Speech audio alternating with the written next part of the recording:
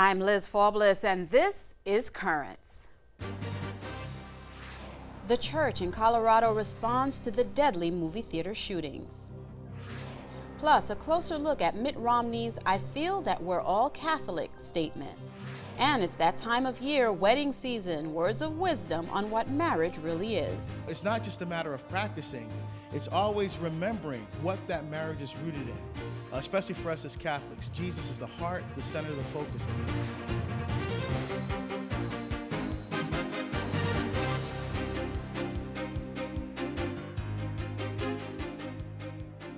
Good evening, and thank you for joining us. Well, there are really no words to describe the sheer tragedy that has been left in the wake of the shooting in a suburban Denver movie theater early on Friday.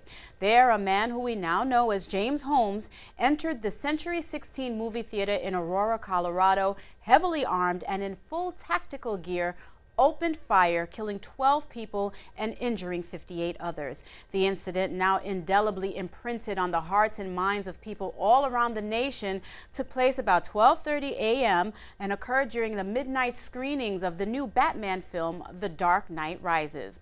Holmes has made his first appearance in court on Monday morning, and while the world watches and waits to see justice unfold, the Denver Archdiocese has come together to do all she can to begin healing as they struggle to make sense of this unspeakable act. Denver Archbishop Samuel Aquila led a mass Friday evening for those killed, survivors, family, all those impacted by the multiple shootings at the Century Movie Theater in Aurora on early Friday morning. Denver Auxiliary Bishop James Conley led an invocation at a prayer vigil on Sunday. Now, we had an exclusive opportunity to speak with J.D. Flynn. He's Chancellor of the Archdiocese of Denver, who took time to offer us an in-depth look at how this fractured suburban city is just really trying to pick up the pieces. And JD, I just want to begin again by saying, on behalf of Bishop Nicholas DiMarcio and the Diocese of Brooklyn and Queens, our prayers and thoughts are certainly with you all at this very, very painful time. Well, thank you very much. We really appreciate that. It does mean a lot to know how many people are praying for us across the country and throughout the world. And we do know that this suffering, as you just mentioned, is worldwide. But do you have a sense yet of how many of the victims, the wounded and the deceased, are Catholic? Sure. We do know that some of the deceased are Catholic. We know that some of the wounded are Catholic. We don't quite know how many yet. I know that there will be funerals celebrated in our parishes.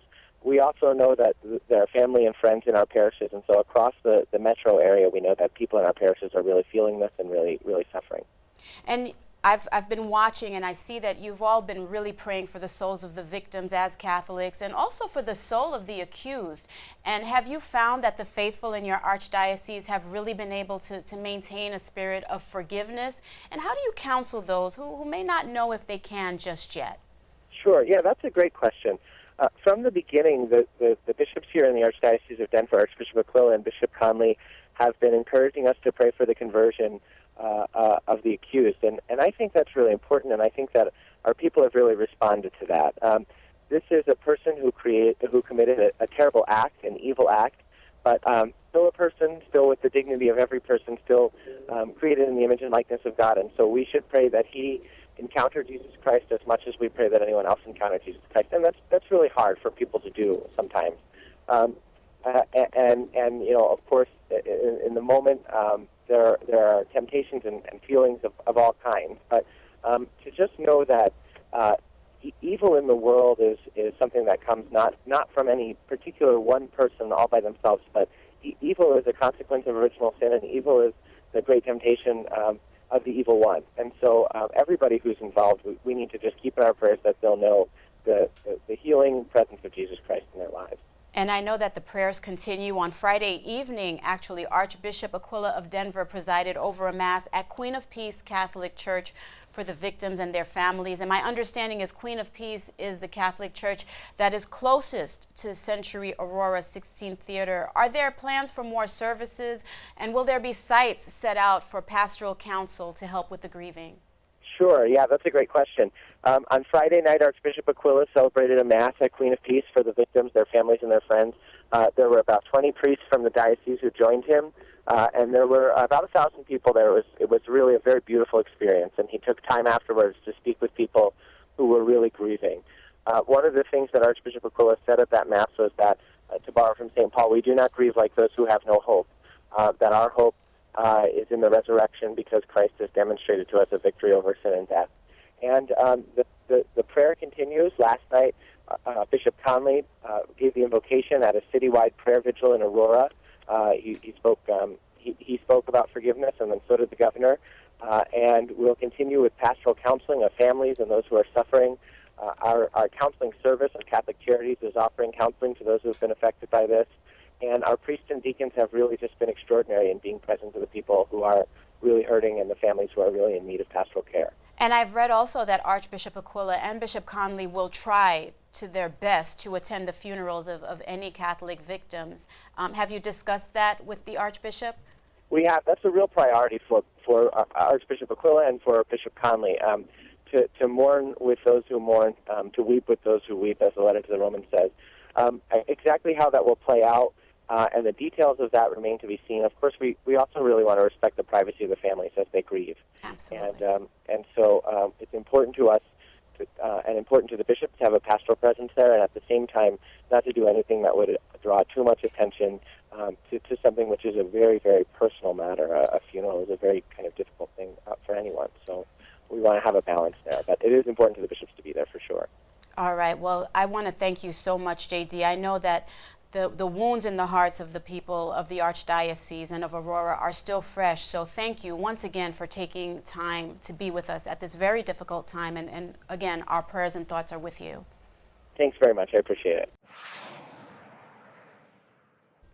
And of course, we will continue to follow this story, so be sure to stay with Currents for the latest. And don't go anywhere, there's more Currents ahead. What the Pope had to say about the violence in Colorado and elsewhere. That and the rest of the day's headlines coming up next.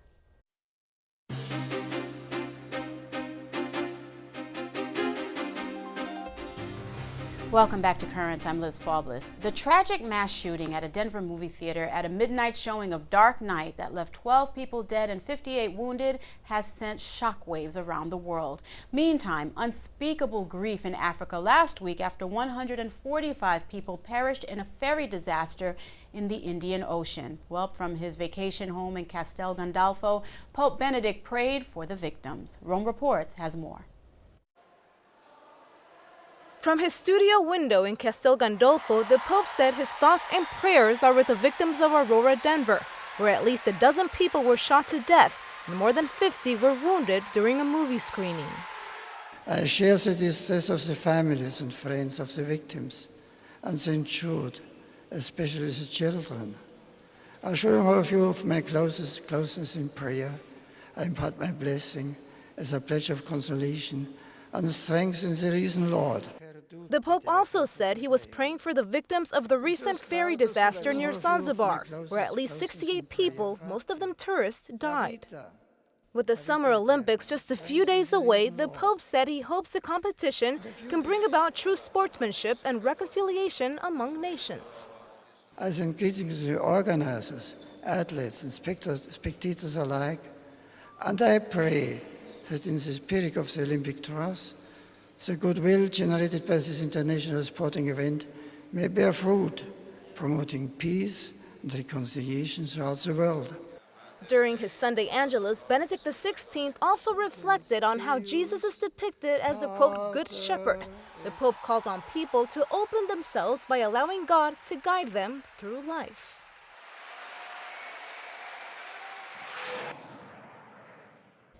A shy boy driven to succeed academically. Now, in light of the horrific massacre that played out tragically inside a Denver movie theater, that's not the description that comes to mind when you think of the alleged shooter. Still, a pastor for the family of Colorado shooting suspect James Holmes recalls him as being just that.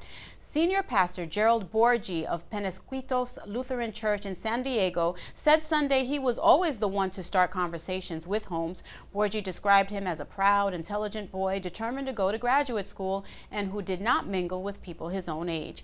It's been 6 years since he last spoke to Holmes, whose mother attends services regularly and volunteers her time. And out of the tragedy, protest. Hard to believe, however, members of the controversial Westboro Baptist Church allegedly threatened to protest a prayer vigil Sunday for victims of the Aurora massacre, and that's according to the Huffington Post. Using the hashtag "Thank God for the Shooter," reports members tweeted out their plans to super picket the candlelit prayer service. Their reasoning: protesters believe, quote, God is at work in Colorado. Members of the community launched a campaign on Reddit and Facebook, and the Denver Comic Con released a statement urging people to form a wall of love around the memorial service to block the group from getting close, which they did, and there's no proof that any members of the Topeka-based church, known for its inflammatory anti-gay protest, actually appeared, according to Examiner.com. Everything Paolo Gabriele did, he did for love of the church and the Pope. That coming from the lawyers for the personal assistant to Pope Benedict XVI, accused of leaking private documents. The lawyers spoke to reporters after Gabriele was allowed to leave a Vatican cell and return to his Vatican apartment to be with his wife and 3 children. He had been in custody for 60 days. Vatican magistrates said they had finished their interrogation of the 46-year-old papal valet and were putting him under house arrest. The magistrates are still drafting their formal decision on whether or not they believe they have enough evidence to put Gabriele on trial for his alleged part in the Vatileaks scandal. A decision is expected at the end of July or beginning of August. Gabriele was arrested May 23rd after confidential letters and documents addressed to the Pope and other Vatican officials were allegedly found in his Vatican apartment. Similar documents had been published in Italian media over the previous 5 months. Many of them dealt with allegations of corruption, abuse of power, and a lack of financial transparency at the Vatican. Stay tuned. There is more Currents ahead. Coming up, this is what Mitt Romney had to say last week. But I feel that we're all Catholic today. We'll look at what prompted the statement and what it means.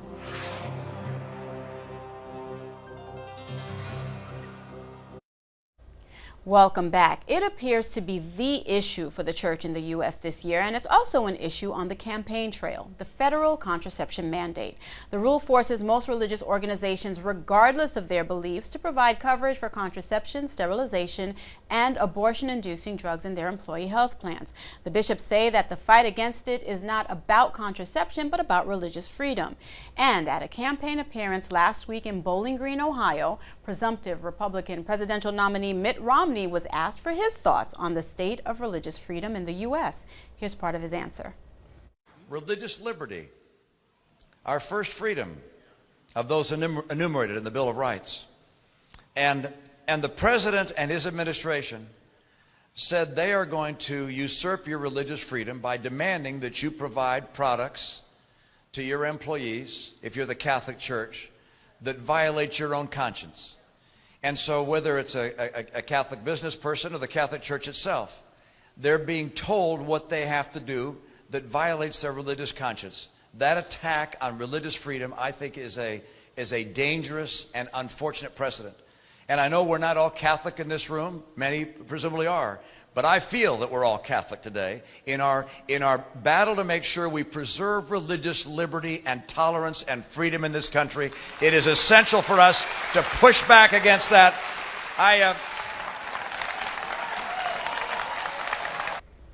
Well, Romney is not Catholic, but his remark did get some attention, including from my next guest. Catherine Jean Lopez is editor-at-large of National Review Online, and I spoke with her by phone earlier today.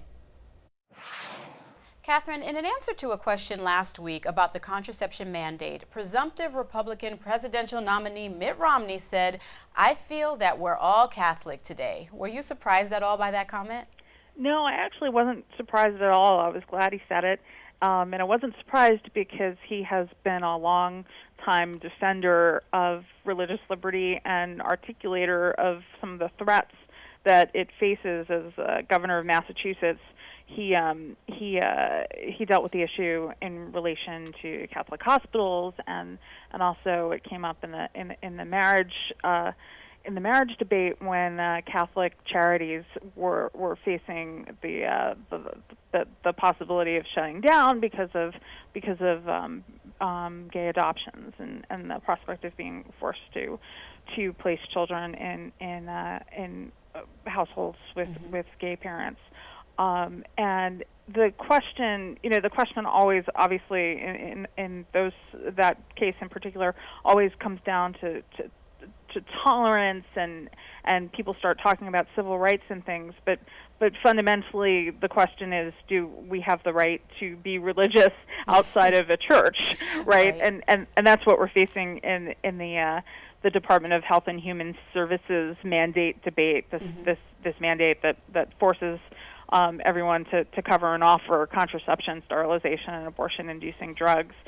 And what I thought was, what I really loved about what Mitt Romney said in particular, was that he articulated that this is about not just Cardinal Dolan or a Catholic entity, but Mitt Romney talked about the Catholic business person as well, who is not obviously not protected in this new mandate that's about to become law on August 1st. And Catherine, do you think comments like that tilt the all-important Catholic vote in Romney's favor?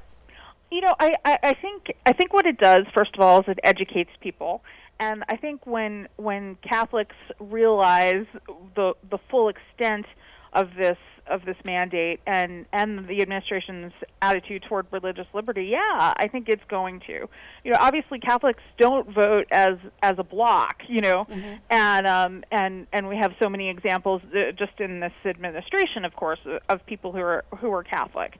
And so that always sort of confuses issues sometimes. But I think when people realize the extent of this mandate, it's going to have an effect on people. The Fortnight for Freedom, I think, was instructive in that sense, and not as a political campaign, message. This is about our fundamental freedoms, and it was important, I thought, that people noticed that Wheaton College, an evangelical college, joined my alma mater, Catholic University, last week in having to sue the federal government because they don't want to be offering, they can't, in good conscience, they can't offer insurance that would cover abortion-inducing drugs. And Catherine, having said that, you do mention we are in a political climate right now, obviously, and I get the sense from your blog and from talking to you right now that you do believe Mitt Romney was being sincere. You don't see this at all as an opportunity to take a jab at the president's health care law, using religious freedom as a hot-button backdrop? Yeah, I understand. I hear a lot of that sort of reticence from people. They don't want to educate people because they may receive it as partisan. Well, facts are facts, and no, it's not a cynical ploy. It's reality. Is Mitt Romney against the whole of the healthcare plan? Yeah, the healthcare law. Yeah, absolutely. We know that. But to point to this is not some cynical ploy. It's just telling the truth. And I think as well, frankly.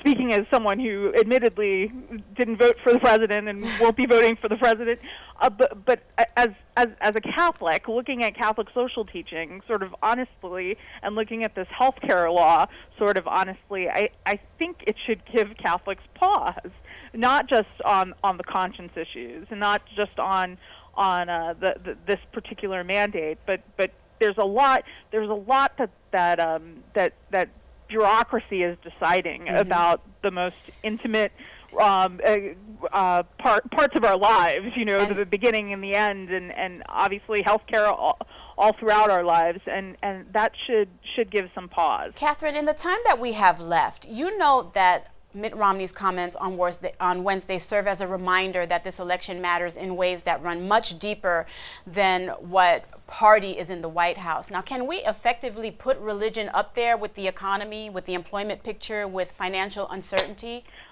Absolutely, and I think they are. It's hard to separate them, frankly.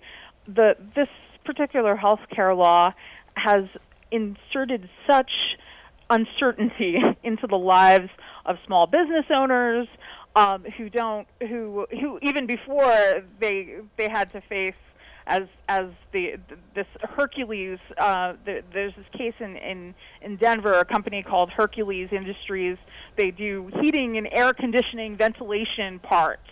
But they happen to be Catholic, and so they're facing their healthcare plan starts in November, and so as of August 1st, they have to put together their healthcare numbers and all, and so this is a real problem for them in terms of the HHS mandate. But even before that, congressman after congressman will tell stories about people calling their office and writing their office and going up to them at town halls and saying, I don't know how I can continue in business. Right. The University of Steubenville is not offering student health plans, not only because of the HHS mandate, but because of the prices that they just don't see as sustainable. All right, Catherine, obviously there are so many different layers to this, There really is. We're definitely going to have you back to talk about this further, but as for now, we have to cut it short. Thank you so much for being with us, and thank you so we'll much definitely be talking with you again for soon. helping educate people. Thank you. All right, thank Bye-bye. you. Stay tuned, there's more Currents after this quick break. When we return, giving married couples a firm foundation. From their wedding day until death, that they have God's grace to get them through the most difficult times and the toughest challenges.